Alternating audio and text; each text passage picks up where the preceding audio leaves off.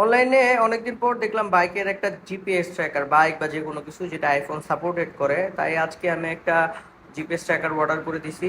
চলেন এটার আনবক্স করি। এটা একটু আগে আমার হাতে চলে আসছে। প্যাকেট করছে খুব টাইট করে প্যাকেটটা। আচ্ছা, ট্র্যাকারটার নাম হচ্ছে ওট্যাগ E91 সিনটেক বাংলাদেশ।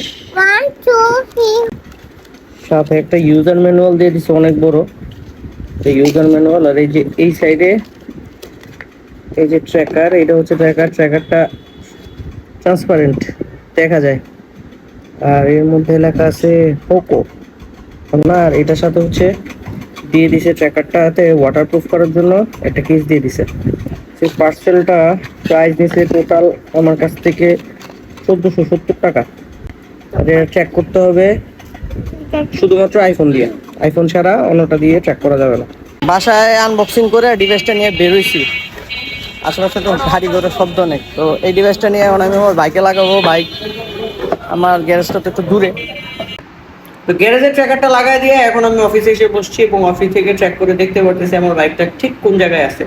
তো আই থিঙ্ক এটা একটা ভালো ইনিশিয়েটিভ হয়েছে।